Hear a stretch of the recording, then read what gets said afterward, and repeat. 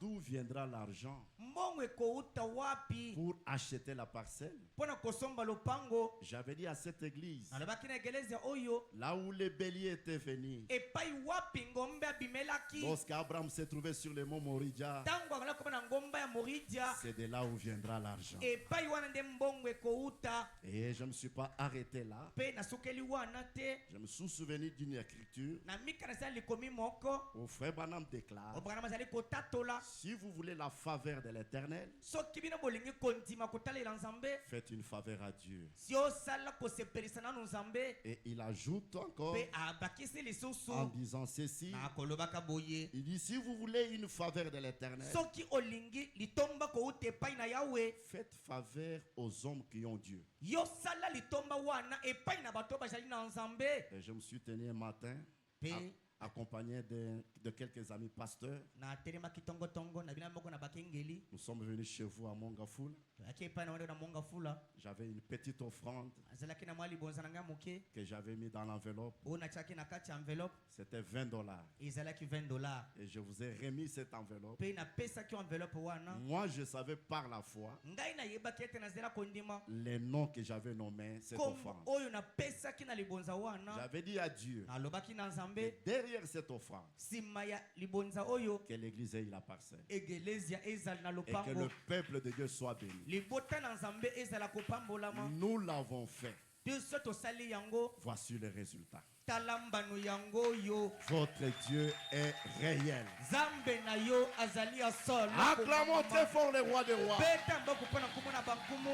Il est merveilleux, ce Dieu.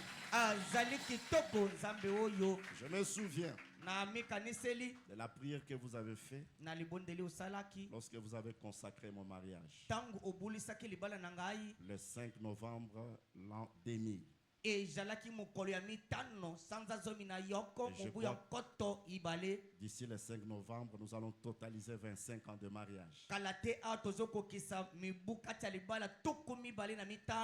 votre prière, vous avez dit ceci: Père éternel, en tant que pasteur et berger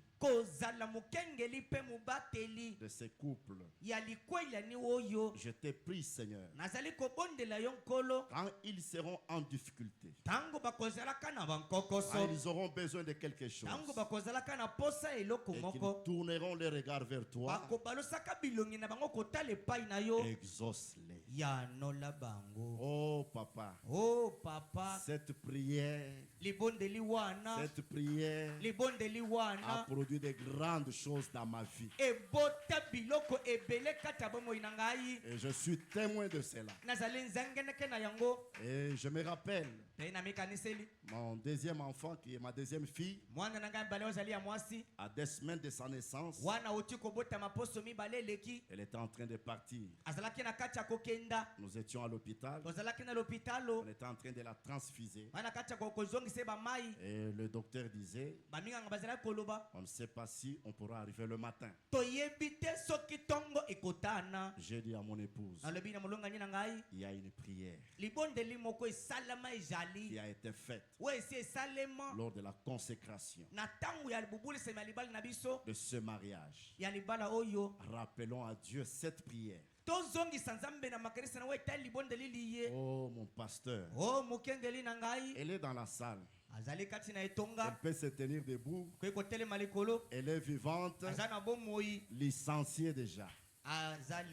Votre Dieu a opéré de grandes choses. Acclamons pour ce Dieu. Oui, mon pasteur. Après avoir acheté cette parcelle, nous avons eu des problèmes. Comme vous connaissez ce qui se passe dans ces pays.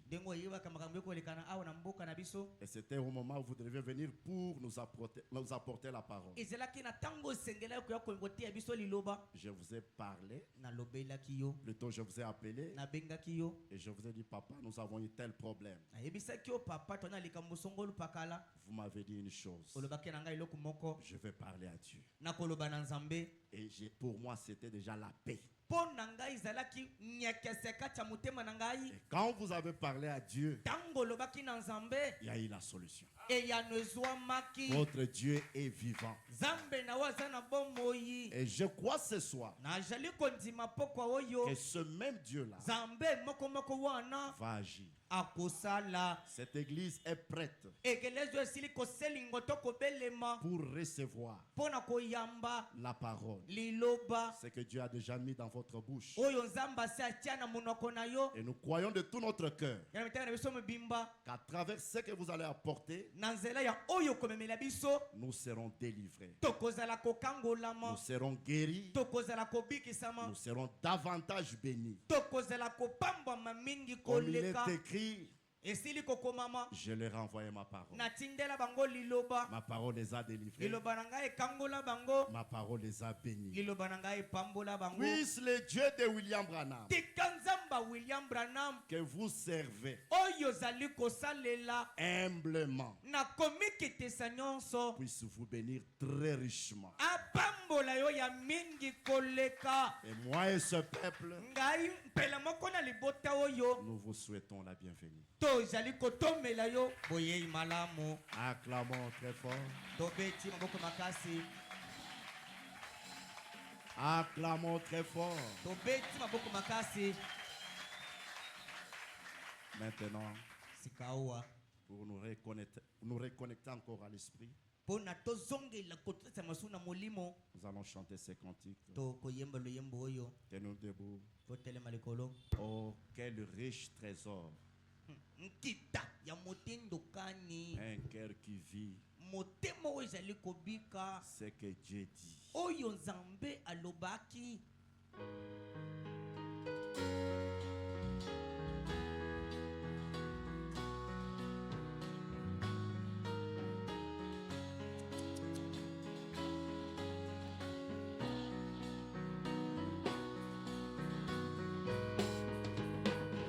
Croyez-vous que tout est possible?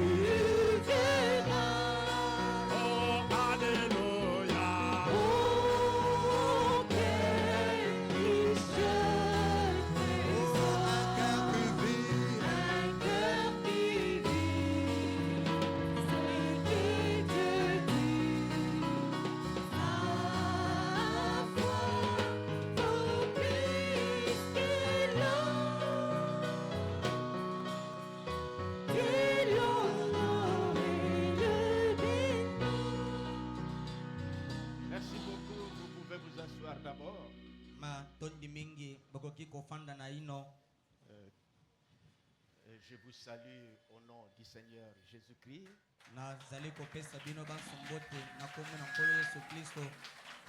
Je remercie les pasteurs pour des paroles d'éloge qu'elle vient de prononcer à mon égard.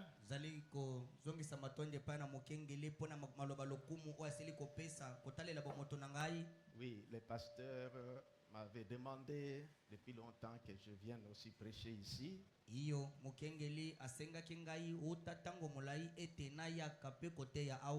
Mais quelquefois, on est trop sollicité.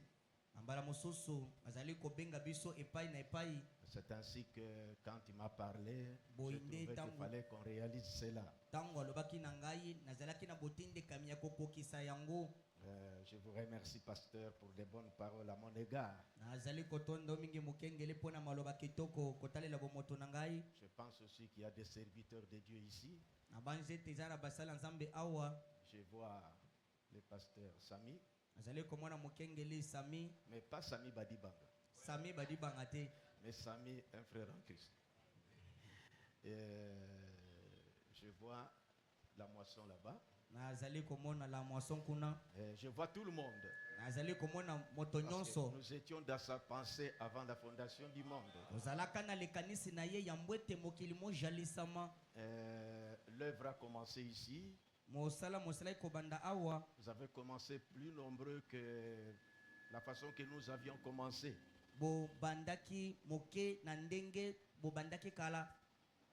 Plus nombreux. Nous avions commencé au nombre de 7 personnes. Et maintenant nous sommes ce que nous sommes. Je ne savais pas quand le pasteur parle que j'avais consacré son mariage. C'est où ça? Ah bon? Vous venez de là? Ah bon? J'ai beaucoup d'enfants partout. Je me rappelle un frère dans les temps, quand on priait encore dans la parcelle du papa de pasteur Sami.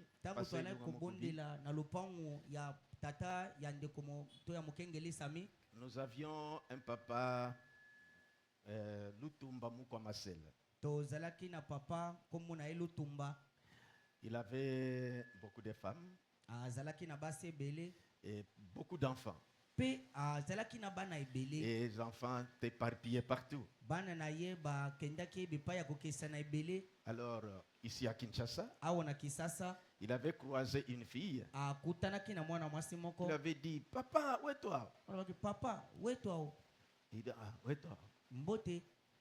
Il dit, mais l'enfant remarquait la manière que son papa a acquiescé sa salutation. C'est comme quelqu'un qui ne le connaît pas.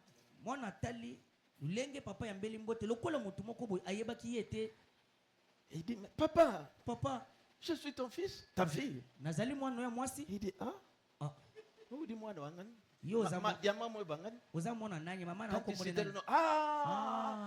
voyez, tellement des enfants qu'elle ne se rappelle plus que c'était sa fille. C'est comme ici, nous avons beaucoup d'enfants. Quand il venait, c'est aujourd'hui qu'il vient de comprendre que vous venez de là. Je suis très content de vous voir. Alors, nous allons passer à la prédication. Nous allons nous lever. Merci aussi pour l'accueil que vous avez manifesté pour nous. On devait être ici à temps, mais il y a des bouchons partout. Ouvrons Ésaïe 60.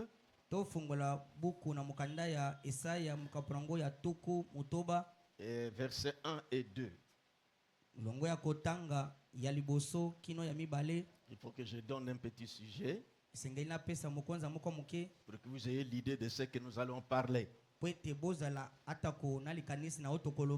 Ésaïe 60, 1 à 2. Lève-toi, sois éclairé, car ta lumière arrive.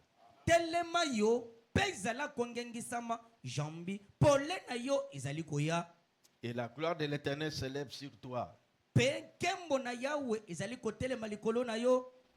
Voici les ténèbres couvrent la terre. Et l'obscurité les peuples. Mais sur toi l'Éternel s'élève. Et sa gloire, sur toi sa gloire apparaît. Prions le Seigneur. Seigneur Jésus-Christ, notre Dieu, nous te demandons de pouvoir nous accorder la grâce de recevoir cette portion que tu as placée dans notre cœur, envie de les partager à tes enfants. Dieu Tout-Puissant, tes enfants sont venus ici, venant de différents coins. D'autres sont venus directement du service pour arriver ici. Accorde-nous une portion que nous allons partager maintenant. Donne la révélation et la bonne compréhension pour cette parole que nous allons partager. Au nom du Seigneur Jésus-Christ, bénis aussi les pasteurs et tous ceux qui travaillent avec lui, pour la gloire de ton nom. Amen. Amen. Nous pouvons nous asseoir. Je donne un petit sujet pour que vous saisissiez de quoi je voudrais parler.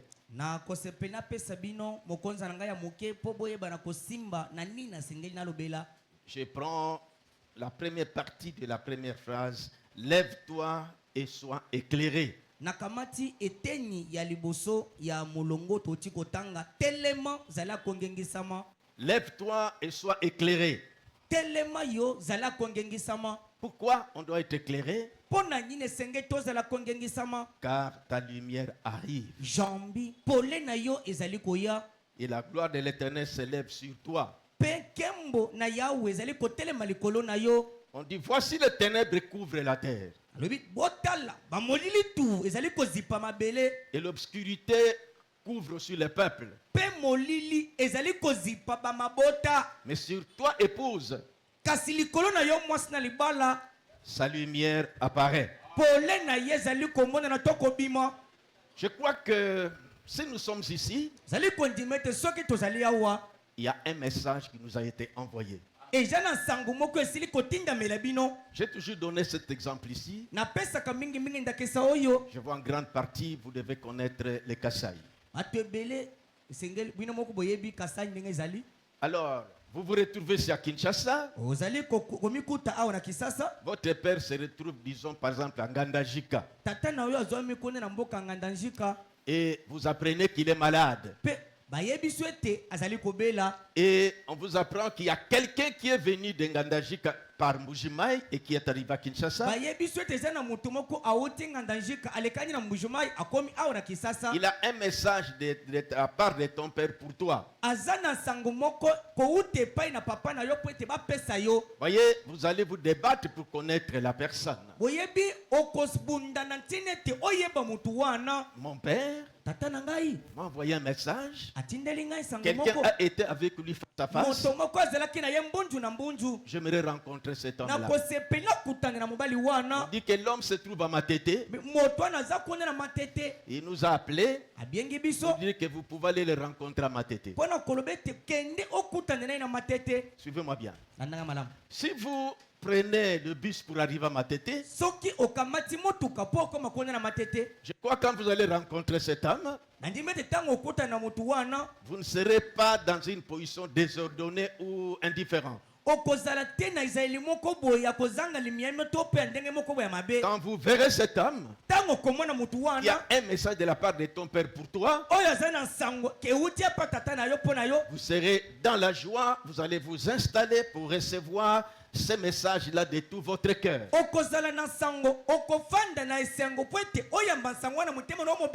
Ah, c'est toi qui as porté le message de la part de mon père. Comment il est? C'est à Ngandajika précisément. Et quel endroit là? Au niveau de Kabanda. Ah, voilà ça. Vous allez vous installer confortablement. Vous le regarderez directement. Il semble que tu as un message de la part de mon père. Qu'est-ce qu'il vous a dit? Vous n'allez pas être dans une position négligente. Vous vous mettez un pied comme ça, vous croisez vos jambes.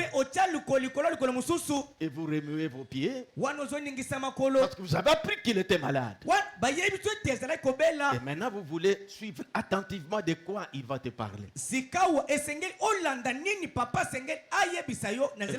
crois que dans ce temps de la fin, l'épouse a reçu un message de la part de son père. Hier, quand j'ai médité la parole de Dieu, personnellement pour moi, dans 2 Timothée, je lisais la nuit, même ce matin, quand je me suis éloigné de la chambre où j'étais, la lettre de Paul à Timothée,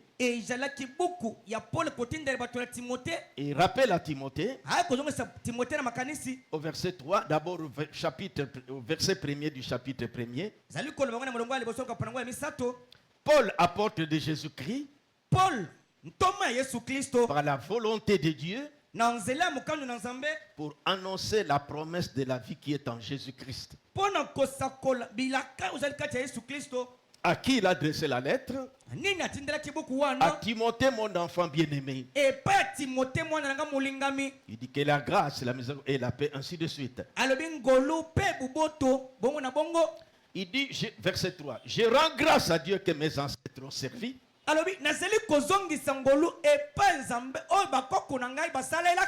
Et que je sers avec une conscience pure. C'est ça la chose la plus importante. Je le sers avec une conscience pure. Et c'est que nuit et jour, je me souviens continuellement de toi dans mes prières. Me rappelant tes larmes et désirant te voir afin d'être rempli de joie, gardant les souvenirs de la foi sincère qui est en toi, qui habita d'abord dans ton aïeul Loïs et dans ta mère Eunice. Il dit au verset 6, c'est pourquoi je t'exhorte à ranimer les dons que tu as reçus par l'imposition de mes mains. C'est-à-dire le baptême du Saint-Esprit. Car ce n'est pas un esprit de timidité que Dieu nous a donné. Non, timidité.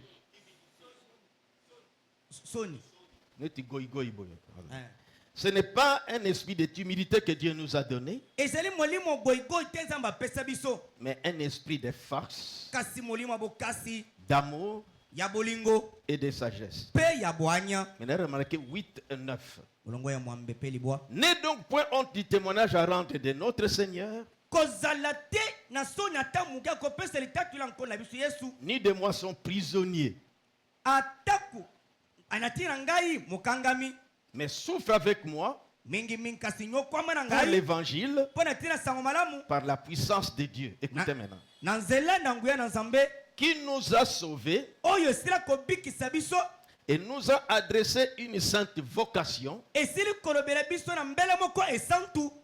non à cause de nos œuvres, mais selon son propre dessein, qui nous a sauvés et nous a adressé une sainte, c'est-à-dire que l'appel, non à cause de nos œuvres. Il nous a appelés au ministère. Il t'a appelé à cette lumière, pas à cause de tes œuvres, mais selon son propre dessein et selon la grâce qui nous a été donnée en Jésus-Christ avant les temps éternels.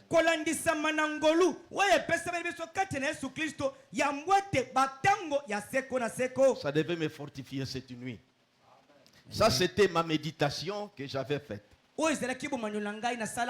Mais revenons dans notre sujet. lève-toi et sois éclairé, car ta lumière arrive.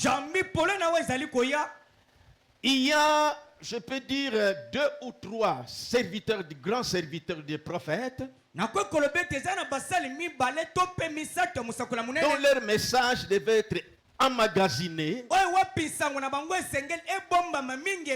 et qui devait servir à des générations et des générations. Moïse, quand Dieu l'a appelé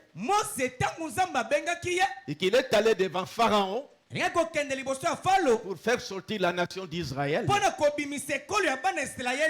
le seul message qu'il avait, il devait l'adresser à Pharaon pour libérer le peuple. L'exode s'est réalisé. Ils sont sortis. Arrivés dans le désert, c'est là que Dieu a donné rendez-vous qu'il devait descendre sur le mont Sinaï pour leur parler. Et il a appelé Moïse. Il lui a dicté les 10 commandements. Ensuite, Moïse devait monter pour avoir la table de la loi, qui était le message même, qui devait gérer le peuple tout au long de la dispensation de Moïse jusqu'à la venue du Messie. Les David, tout ça devait rester dans cette ligne. Quand Dieu devait retirer Moïse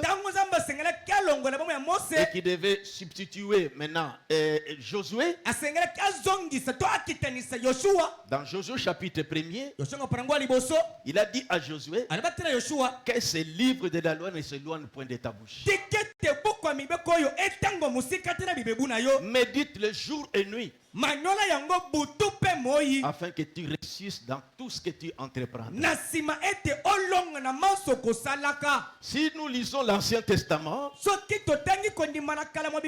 les grands hommes de Dieu se référaient toujours à ce message de Moïse, jusqu'à ce que le temps où la venue du Seigneur est arrivée. Suivez-moi bien. Et c'est alors que l'autre dispensation de Christ est venue avec l'évangile. Nous avons ça contenu dans la Bible. Et Paul a pris ça pour nous apporter encore. Et dans ce temps de la fin, il avait été dit à Frère Branham d'emmagasiner la nourriture. Ce message qui doit être prêché. Je peux donner un exemple. Si j'appelle le frère Sami, viens. Viens. Il se tient ici et je reste tranquille. Je l'ai appelé. Ce qui doit s'attendre, il m'a appelé. Pourquoi? Si je l'appelle, c'est que j'ai un travail à lui donner. Je lui dirai alors, prends ce micro, donne au pasteur Feli. Merci. Dans cet âge, Dieu a parlé. Il a fait emmagasiner la nourriture.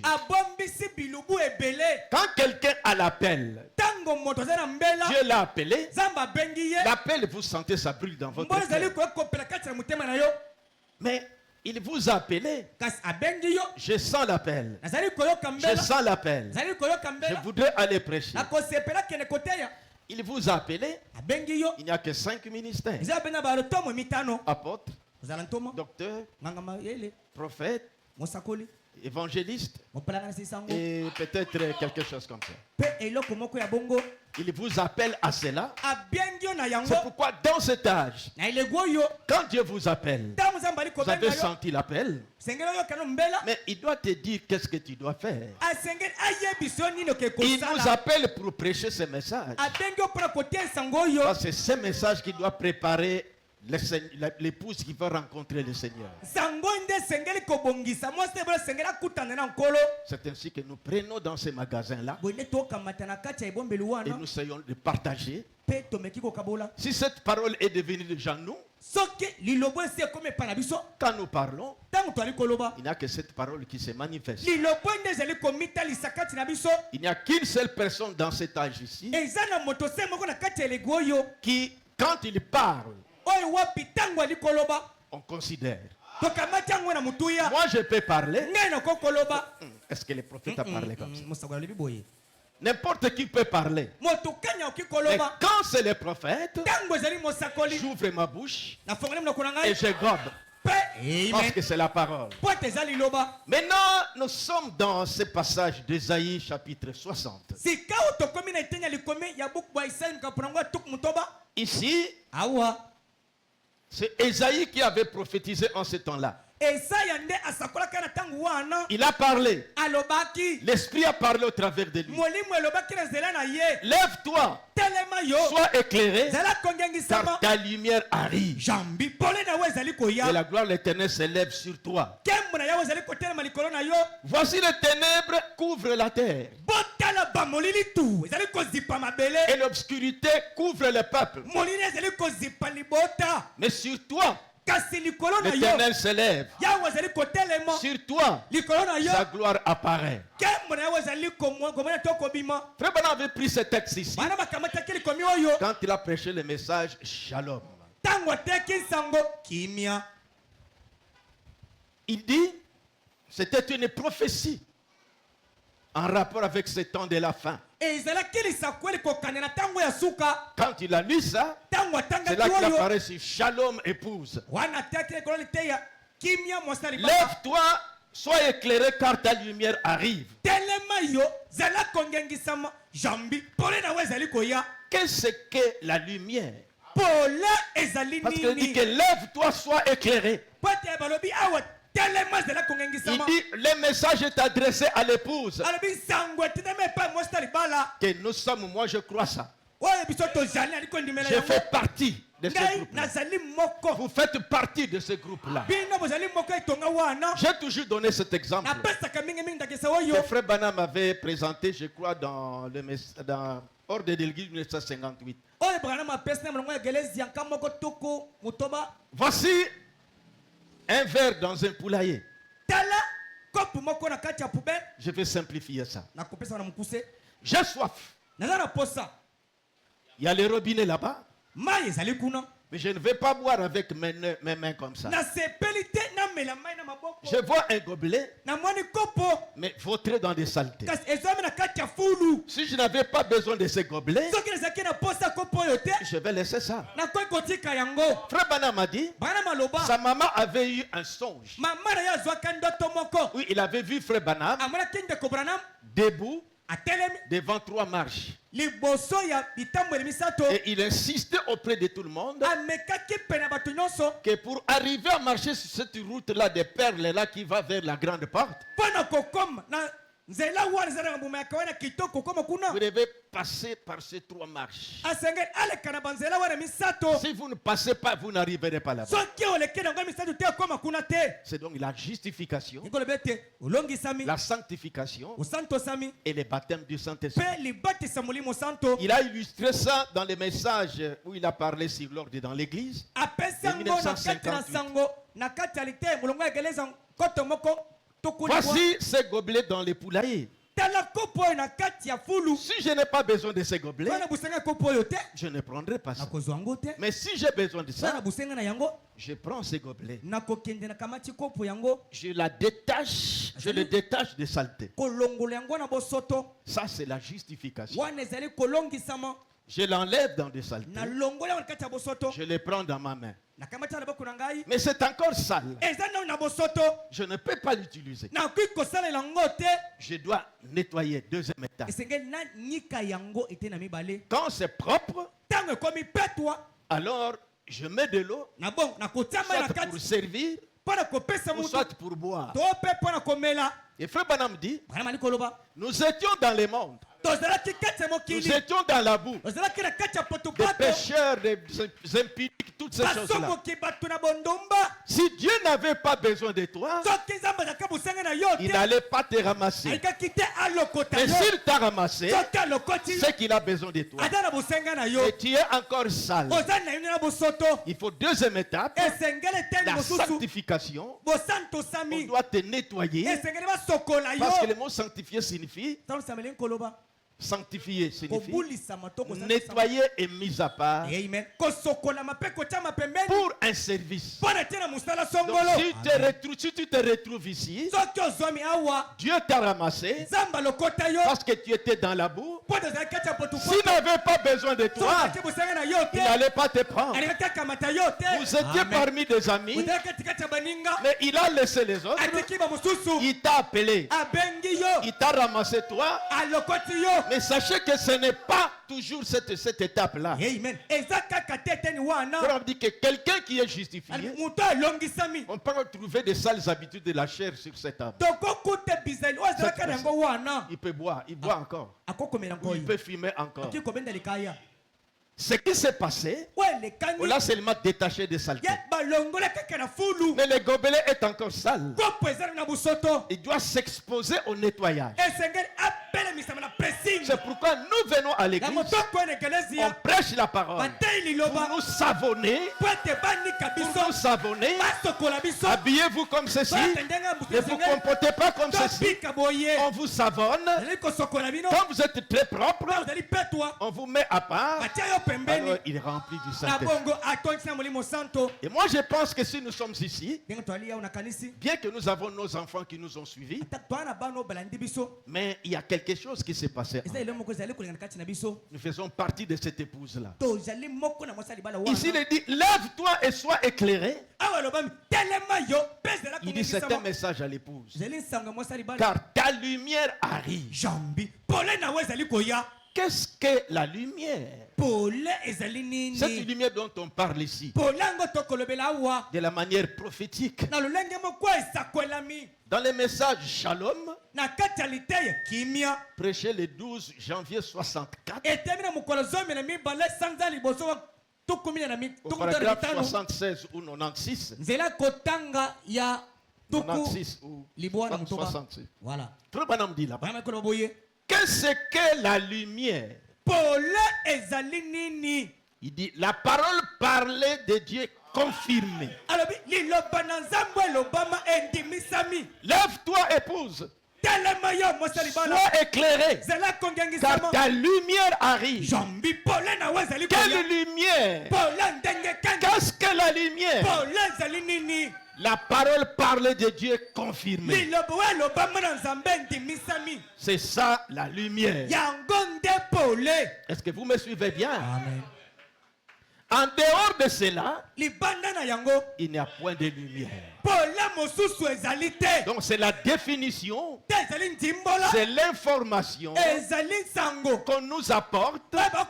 C'est comme vous ouvrez votre radio, on vous communique quelque chose. Ça c'est une nouvelle. Lève-toi, sois éclairé, car ta lumière arrive. On me dit de me lever. On te dit de te lever. On dit que ça, cette prophétie concernait l'épouse de cet homme. Lève-toi, sois éclairé, car ta lumière arrive.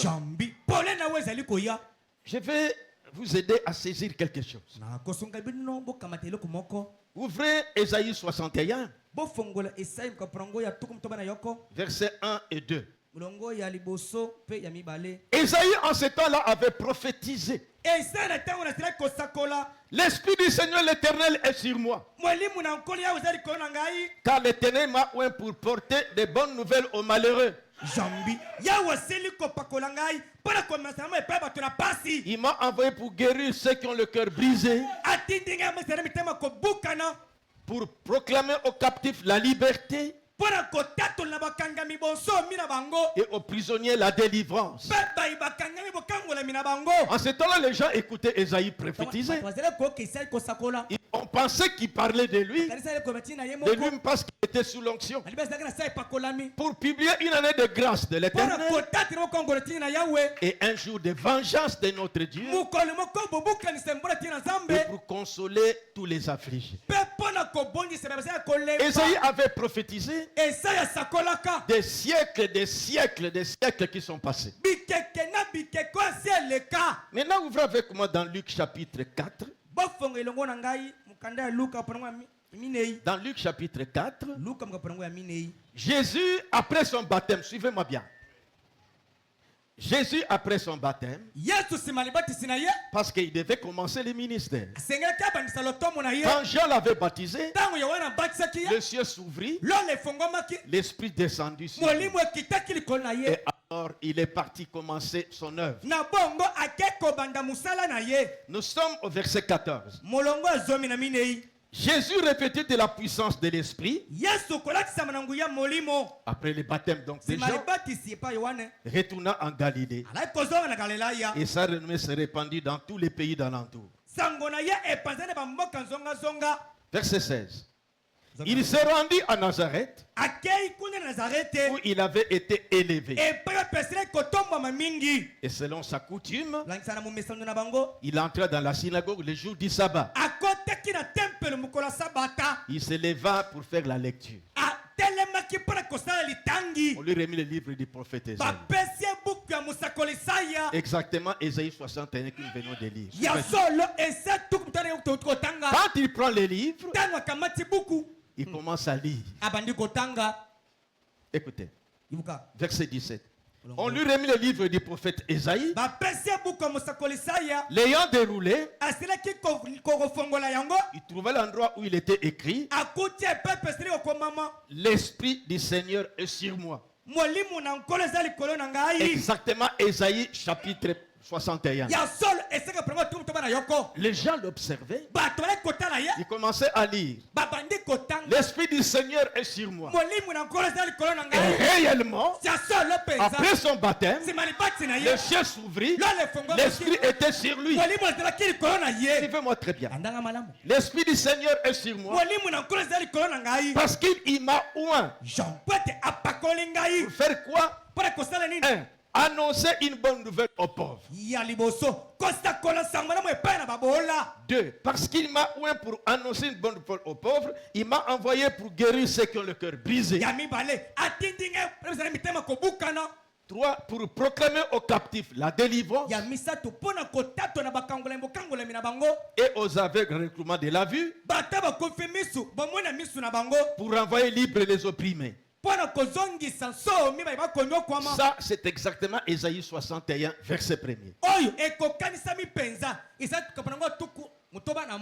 Peut-être les gens le suivaient. Peut-être ceux qui avaient la Bible suivaient aussi. Il vient au verset 19. La première partie du chapitre 2 d'Ésaïe 61. Pour publier une année de grâce du Seigneur, au lieu de continuer, et un jour de vengeance de notre Dieu, on dit au verset 2, ensuite il roula les livres et les remit aux serviteurs et s'assit. Tous ceux qui se trouvaient dans la synagogue avaient les regards fixés sur lui. Mais comment? Il a bien lu le verset 1er. L'Esprit du Seigneur est sur moi.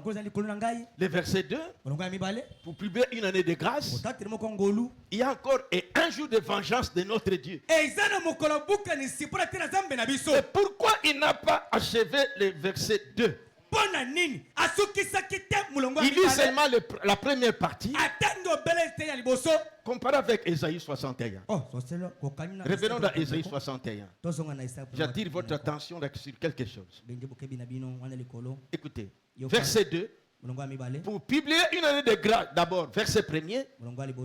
L'Esprit du Seigneur est sur moi, comme il lisait là.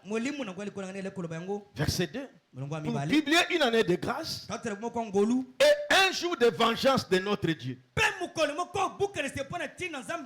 Revenons dans Luc 4. Le verset 18 là. Maintenant 19. Pour publier une année de grâce de l'Éternel Au lieu de compter un jour de vengeance de notre Dieu, il a fermé les livres. C'est pourquoi les gens les regardent. Mais pourquoi il n'a pas continué? Maintenant, il ferme les livres. Il remet à celui qui avait remis les livres. Et au verset 21, alors il commence à leur dire, aujourd'hui, cette parole de l'écriture que vous venez d'entendre est accomplie. Parce que quand il était venu pour sa première venue, ce n'était pas pour jour de vengeance. C'était pour publier une année de grâce. C'était le jubilé. Il a lu la portion qui était en rapport avec son ministère, ce qu'il devait faire. Maintenant, revenons dans notre chapitre Ésaïe 60. J'attire votre attention sur quelque chose. Ici, c'est le prophète qui dit que Ésaïe 60 ici, cette prophétie s'est accomplie dans notre temps. Lève-toi, sois éclairé, car ta lumière arrive. Et la gloire de l'Éternel s'élève sur toi. Pendant que les ténèbres couvrent la terre et l'obscurité couvre le peuple, mais sur toi, épouse, l'Éternel s'élève et sa gloire apparaît. Quelle est cette lumière? Qu'est-ce que la lumière? Il dit, la lumière, c'est la parole parlée de Dieu confirmée.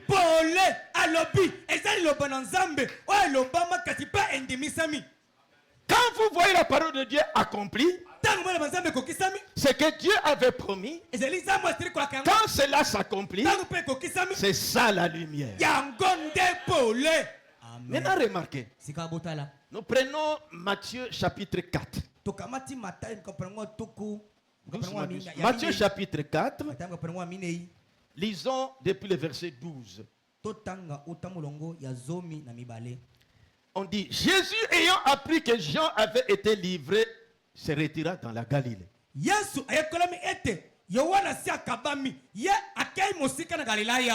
Il quitta Nazareth et vint demeurer à Capernaum, situé près de la mer. Écoutez verset 14. Afin que s'accomplisse ce qui avait été annoncé par Ésaïe le prophète. Qu'est-ce qu'Ésaïe avait prophétisé? Le peuple de Zabulon et de Nephtali, de la contrée voisine de la mer, du pays au-delà du Jourdain et de la Galilée des gentils, ce peuple assis dans les ténèbres a vu une grande lumière. On parle de Jésus qui a quitté là où il était. Il est vers le territoire des Zabulon. Quand il arrive là-bas, c'est pour que la promesse, la prophétie qui avait été donnée, que ce peuple assis dans les ténèbres a vu la grande lumière. Ils attendaient le Messie. Et Christ était ce Messie-là. Quand il arrive là-bas, le prophète dit, la lumière c'est quand vous voyez la parole de Dieu manifestée ou confirmée. Donc quand Jésus est arrivé à Zabulon, il était la lumière. Donc la lumière c'est la confirmation ou la manifestation de la parole parlée de Dieu. Quand on nous dit lève-toi, sois éclairé, car ta lumière arrive. Cette lumière ce n'est pas la lumière du soleil. C'est que la parole doit se manifester. Et alors, pendant la ténèbre couvre la terre, on dit à l'épouse du temps de la fin, sur toi la gloire de l'Éternel apparaît. Nous parlons de la lumière du soir. Si vous lisez ça dans Ésaïe chapitre 14. Lisons un peu ça, Ésaïe chapitre 14. Je ne serai pas long. Ésaïe chapitre 14. Depuis le verset 6. Il est dit ici, en ce jour-là, il n'y aura point de lumière. Il y aura du froid et de la glace. Ça sera un jour unique connu de l'Éternel, qui ne sera ni jour ni nuit, mais vers le soir la lumière paraîtra. On peut lire ça et nous répétons ça, cela. Répétons facilement cela. Mais méditons bien. Il est dit ici, en ce jour-là, il n'y aura point de lumière. Il y aura du froid et de la glace. Ça sera un jour unique connu de l'Éternel, et qui ne sera ni jour ni nuit. Mais vers le soir, la lumière paraîtra. Réfléchissons bien. Le soir, c'est la fin du jour et le début d'une nuit. Nous sommes presque le soir. Nous disons bonsoir. La journée s'est clôturée. Maintenant, c'est la nuit. Mais ça ne sera ni jour ni nuit. Mais vers le soir, la lumière paraîtra. Nous avons des églises, des tabernacles qui donnent lumière du soir. Amen. Nous avons des tabernacles qui nous donnent lumière du soir. Et on parle de la lumière du soir. Mais la lumière du soir, quel soir? Ça ne sera, on dit qu'un jour unique connu de l'Éternel, qui ne sera ni jour ni nuit, mais vers le soir. Comment peut-on avoir un soir si ce n'est pas la fin du jour et le début d'une nuit?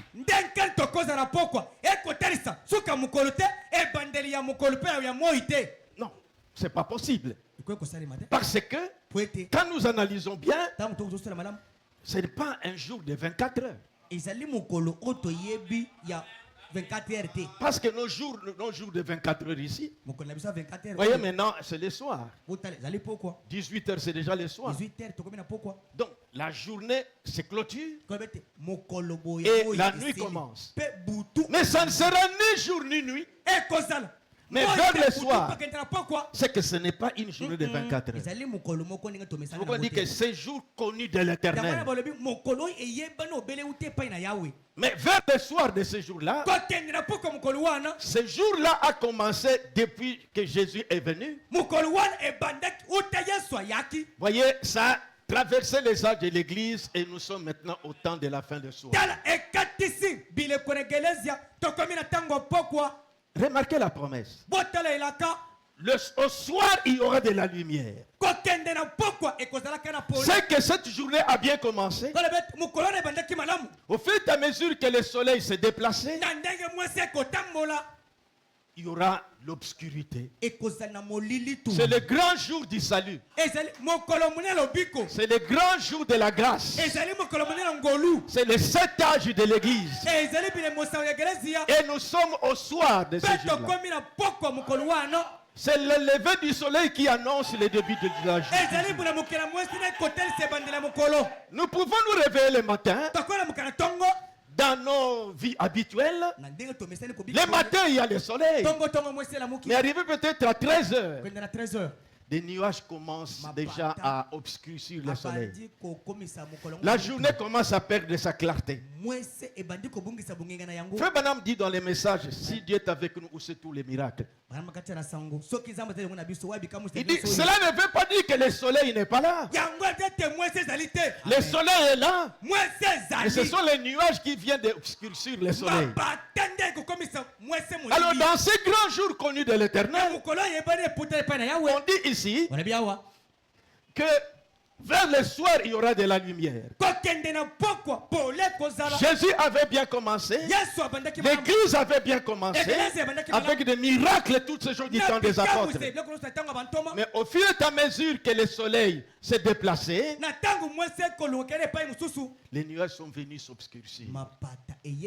Les pleins évangiles, la grande lumière qui éclairait les 7 âges de l'église, il est arrivé que les Gélèques, les Gazam, les Asiles, les catholiques sont venus obscurcir cette lumière-là. La confusion est entrée au fil des âges. Mais on a promis à l'heure du soir, quand le soleil va arriver à son coucher, il y aura encore de la lumière. Même dans le naturel, nous vivons ça. La journée avait bien commencé avec le soleil. Nous arrivons à 14h, la pluie commence à menacer et la journée s'assombrit. Mais vers 17h, on voit que la lumière jaillit. Le soir, suivez-moi bien. La promesse qu'à l'heure du soir il y aura de la lumière. Qu'est-ce que la lumière? La parole manifestée, c'est ça la lumière. Donc, il y a la promesse qui montre qu'au temps du soir, à la fin, dans ce temps de la fin, il y aura de la lumière. Quelle lumière? Des prophéties vont s'accomplir. C'est qu'il y aura des promesses qui vont s'accomplir dans ce temps de la fin. Et Jésus a dit, je suis la lumière du monde. C'est ainsi qu'en rapport avec ces prophéties, les paroles des promesses qui doivent s'accomplir au temps de la fin,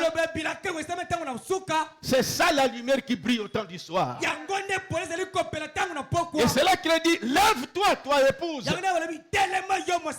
ce temps de la fin, car ta lumière arrive. Comment parle des promesses qui sont accomplies dans ce temps de la fin? Il parle d'Apocalypse 10. Il parle de Luc 17:30. Toutes ces promesses qui sont accomplies dans ce temps de la fin. Si nous avons la compréhension de ces choses, on n'aurait pas enregistré des gens qui disent que nous avons quitté le message.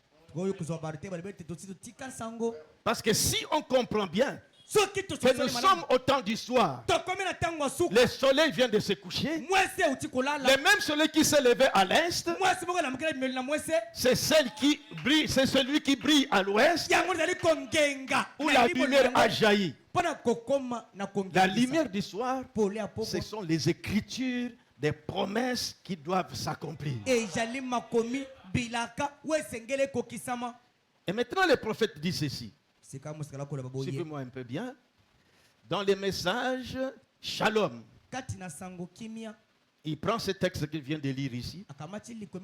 Shalom du 12 janvier 64. Paragraphe 115 et 116. Isaïe 61 dit, 60 dit, au verset 1er, lève-toi, sois éclairé, car ta lumière est venue. Lève-toi et sois éclairé. 116. La lumière est venue. La parole lumière est confirmée de nouveau. La lumière est confirmée de nouveau. La parole de Dieu afin que vous puissiez voir Dieu manifester dans sa parole lumière, dans sa promesse lumière.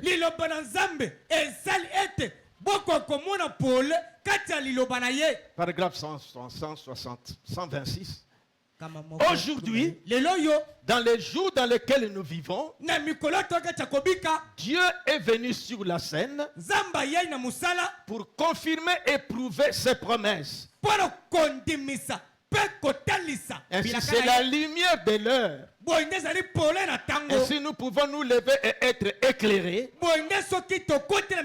la lumière brille de nouveau sur nous aujourd'hui. La parole est en train d'être manifestée. Frère, j'aimerais que vous me saisissiez bien. Nous ne nous contentons pas de dire des promesses qui se sont accomplies. Quand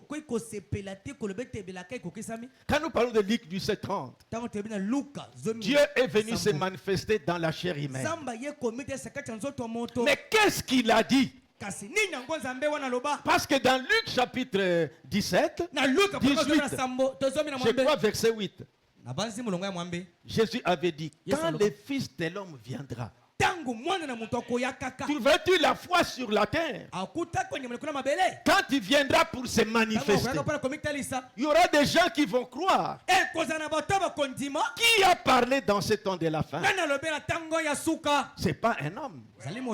C'est Dieu qui est descendu, qui nous a parlé au travers d'une chair humaine. Mais il nous a apporté un message. C'est dans ce message que se trouvent les instructions qui doivent nous préparer à cette rencontre-là. C'est au travers de ce message que nous présentons ce message. Jésus a dit, je suis la lumière du monde. Celui qui me suit ne marchera pas dans les ténèbres, mais il aura la lumière de la vie. Pendant que vous avez la lumière, marchez dans la lumière. De quelle lumière? La lumière manifestée aujourd'hui. Ce message ici, Dieu n'est pas venu seulement tourner les dos ou discerner les pensées, mais nous a communiqué le message. On montre comment les femmes doivent se comporter, comment les hommes doivent se comporter, et toutes ces choses-là, c'est ça la lumière. Vivre ça, c'est marcher dans la lumière. Et nous devons marcher dans la lumière. C'est pourquoi l'épouse dans ce temps de la fin n'a rien d'autre que ce message. Quand on prêche ce message, c'est pourquoi j'exhorte toujours. Voyez les apôtres. J'aimerais que vous, je ne sais pas si vous allez bien me saisir. Jésus, dans l'Ancien Testament, on avait fait des promesses du Messie qui devait venir. Dieu avait dit à Moïse, dans Deutéronome 18,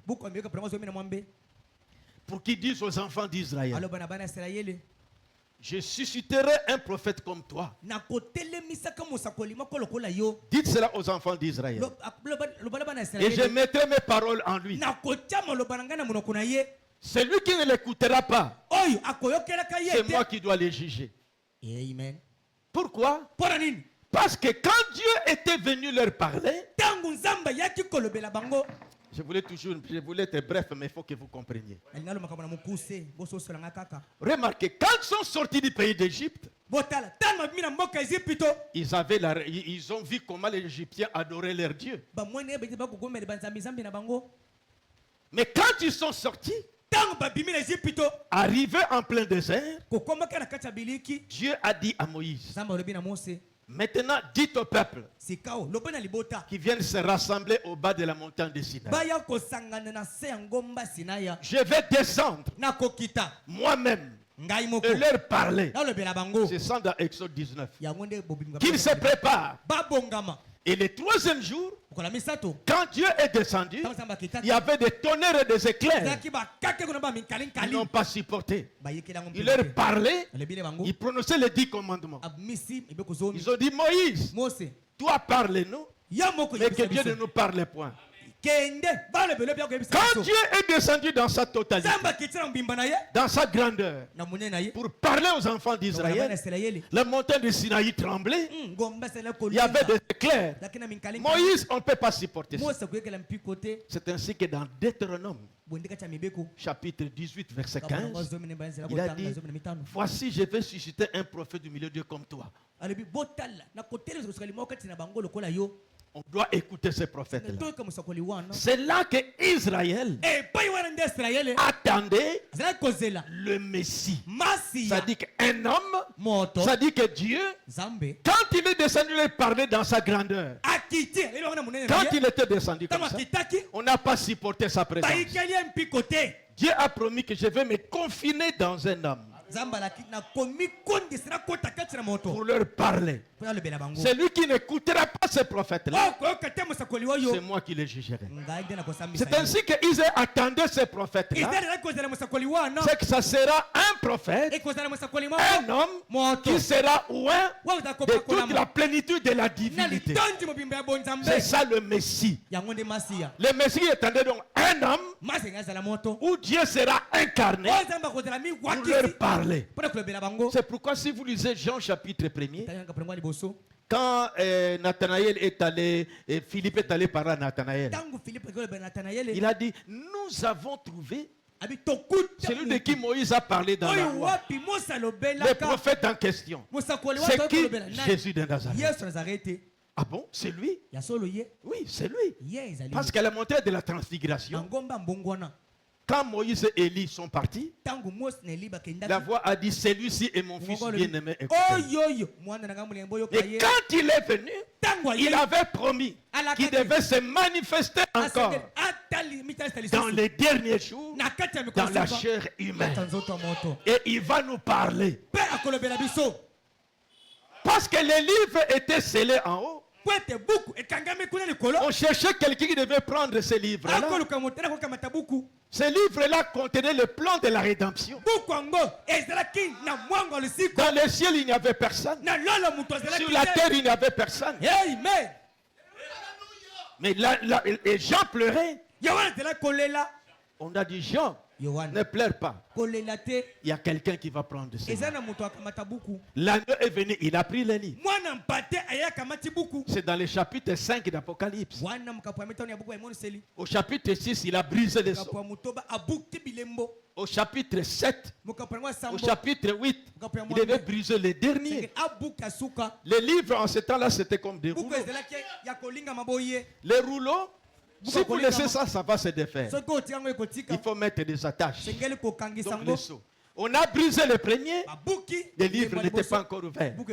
Mais il y avait un symbole. Maintenant, le dernier sceau, pour que le livre soit ouvert, quand on l'a brisé, le livre était ouvert.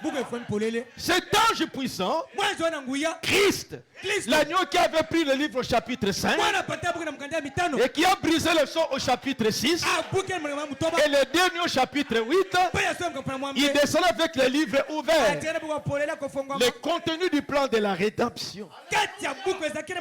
En descendant au chapitre 10, il devait remettre le contenu au 7e ange. C'est ça notre message. Ça ne vient pas des États-Unis. Ça vient d'en haut. Et c'est ça le message du temps de la fin. Et c'est là que se trouve ce que nous mangeons et ce que nous prêchons. Parce que quand il descendait et qu'il est arrivé sur la terre, il avait crié. Cet honneur fit entendre leur voix.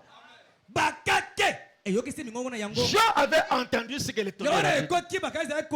On n'a pas dit que les tonnerres ont grondé. Les tonnerres ont parlé.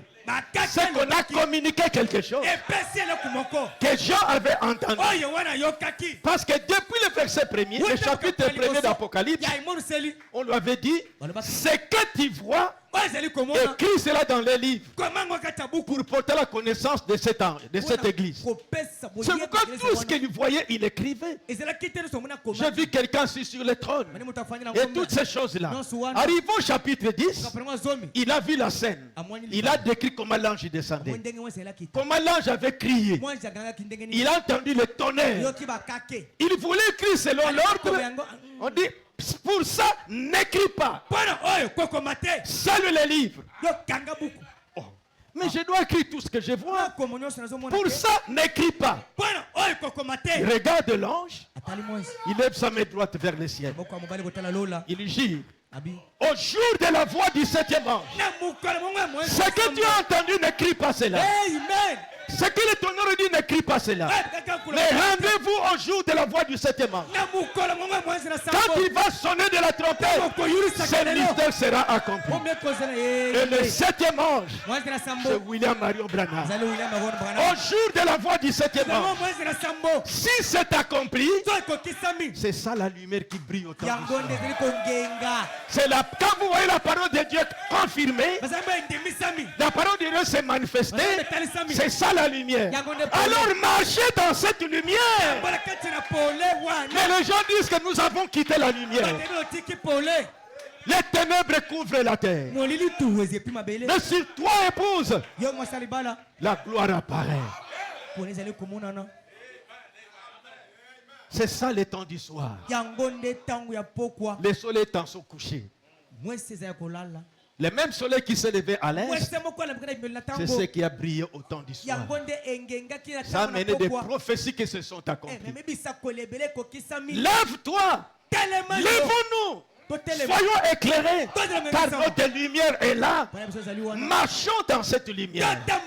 C'est pourquoi vous venez ici pour écouter le message. Frère, suivez-moi bien. Les apôtres, ils furent appelés par Jésus. Jésus était la manifestation du Messie. C'est pourquoi il était la lumière. C'est la parole, la promesse du Messie manifestée. Maintenant, les apôtres, je donne toujours cet exemple ici. Toi, tu es marié. Bon. Celui qui est marié, je n'ai pas arrivé chez les pasteurs, voilà. Il me présente ses enfants. Ma première fille, mon garçon, ainsi de suite comme ça. Ces enfants sont nés depuis longtemps. Ce n'est pas une bonne nouvelle. C'est pas une bonne nouvelle. Mais quand un bébé est né, nous avons un bébé qui vient de naître. Ceux-ci sont déjà nés. Mais voici, il y a un bébé entré dans la maison. Ça, il vient de naître. Il y a eu des messages. Jésus est venu, il est crucifié. C'est bien. Mais aujourd'hui, il y a la bonne nouvelle. Le message qui s'est manifesté. C'est ce que nous parlons aujourd'hui. Christ révélé dans sa propre parole. En ce temps-là, Dieu incarné dans la chair humaine pour nous sauver, pour verser son sang, pour nous délivrer. C'est ce qui s'est passé. Aujourd'hui, c'est l'histoire. Mais quand il est revenu dans cet âge, c'est ça la bonne nouvelle. Qu'est-ce qu'il a dit aujourd'hui? Qu'est-ce qu'il a fait aujourd'hui? Nous sommes appelés à parler de ces choses. C'est ça le message. C'est ça la bonne nouvelle aujourd'hui. Frère Branham a dit, chaque âge a sa part de l'évangile. Nous devons parler de la lumière du soir. C'est ce que Dieu vient de faire. Luc 17:30, Jean 14:12. Voyez toutes ces promesses-là. C'est ça la grande lumière qui brille au temps du soir. Alors marchons dans cette lumière. Ne restons pas dans les ténèbres. C'est pourquoi seulement ceux-là, comme je vous ai lu ici, Dieu nous a appelés, non à cause de nos œuvres, mais parce qu'il nous a connus avant la fondation du monde. Vous savez, du temps où Jésus venait de naître, il y avait un recensement. Les gens partaient se faire. Il était recommandé que chacun doit aller se faire recenser dans sa ville natale. Quand la parole était née, quand Jésus venait de naître, il était la parole faite chair. C'était au temps de recensement. Joseph et Marie partaient aussi pour s'en faire enregistrer dans sa ville natale. C'est alors que chemin faisant, les douleurs d'enfantement ont frappé Marie. Jésus est né pendant le recensement. Mais chacun doit aller se faire enregistrer dans sa ville natale. Un recensement formidable. Dans cet âge, la parole est née encore. l'ouverture de la parole. La parole est née. Et alors c'est le temps de recensement. Si par erreur tu t'étais retrouvé ici dans le message, tu dois rentrer là où tu es pour te faire recenser. Ce qui se passe, c'est le recensement. J'ai quitté le message. Oui, rentrer dans ta ville natale pour te faire recenser là-bas. Parce que la parole vient de naître. Ceux qui étaient là, qui n'est pas de cette, ils reviennent à la parole. On fait des tchompan. Les autres partent là-bas et les autres viennent. C'est le temps de recensement. Chacun dans sa ville natale. Notre patrie à nous, c'est ce message. Laissez-nous avec ce message. Partez. Nous sommes arrivés dans notre patrie. Ça c'est pour nous. Nous mangeons ça. Nous voyons ce message avec nos cheveux, avec nos dents, avec nos ongles. Nous mangeons cette parole parce que ça m'a changé. Je ne suis plus ce que j'étais. La parole m'a transformé. Lève-toi, sois éclairé, car ta lumière arrive. Marchez dans la lumière. Marchez dans Apocalypse 10. Marchez dans Luc 17:30. Marchez dans Jean 14:12. Marchez dans toutes ces promesses. C'est ça la lumière qui brille au temps du soir. C'est pourquoi je reprends Ésaïe 61.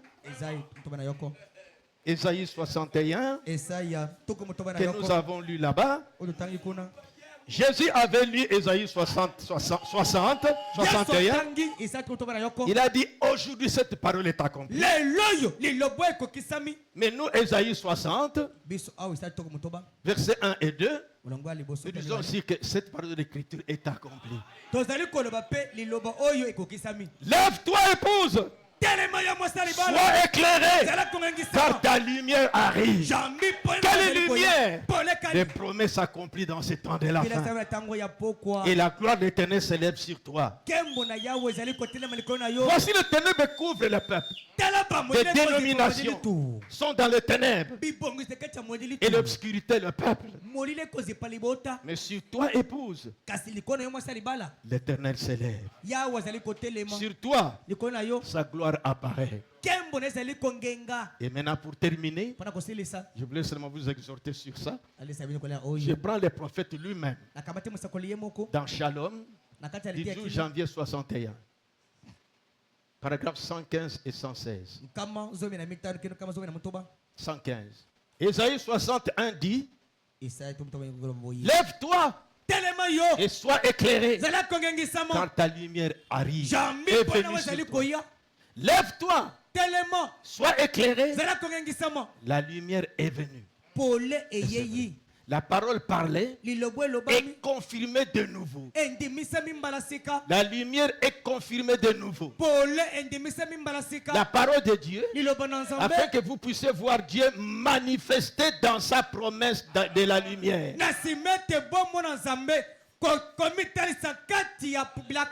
Pour aujourd'hui, pour la parole donnée à cet âge. Voyez-vous, ces promesses qui sont faites pour ce jour ici, ces promesses qui ont été données par les prophètes et par Jésus lui-même. 126.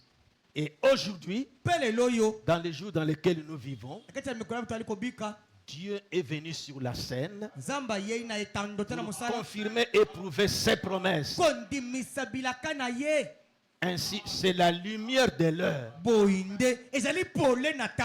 Ainsi, nous pouvons nous lever et être éclairés. La lumière brille de nouveau sur nous aujourd'hui. La parole est en train d'être manifestée. C'est la lumière. C'est pourquoi écoutons beaucoup ces messages. Écoutons les bandes. Lisons les messages. C'est ça la lumière qui nous influence. C'est ce qui nous transforme. C'est ce qui a fait de nous ce que nous sommes aujourd'hui. Pasteur, prêchez le message de Frère Branham. Ministre, prêchez le message de Frère Branham. C'est ça la lumière qui brille au temps du soir. C'est emmagasiné dans des brochures et dans des bandes. Ayez l'habitude d'écouter ça. Venez aussi à l'église pour écouter la parole de Dieu. Marchons dans la lumière. Quand les pasteurs se tiennent ici, prêchent le message des frères Branham. Croyez cela. Marchez comme cela. Parce que c'est le savon qui est en train de te nettoyer. On t'avait ramassé dans la boue. Ce n'est pas fini. Première étape de la justification, ce n'est pas fini. Frère Branham disait que sa maman dit qu'il insistait qu'il faut passer par ces 3 étapes. Justification, sanctification et baptême du Saint-Esprit. Voilà, je m'arrête là. Lève-toi, sois éclairé, car ta lumière arrive. Et la gloire de l'Éternel se lève sur toi. Voici les ténèbres couvrent la terre. Et l'obscurité les peuples.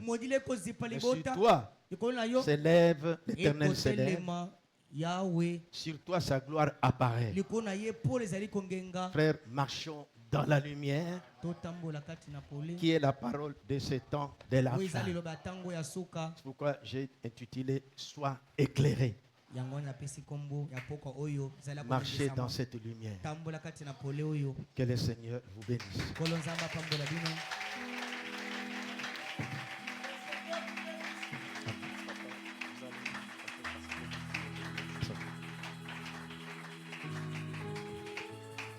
Acclamons, acclamons, acclamons très fort. La lumière du soir est venue. Marchons dans la lumière.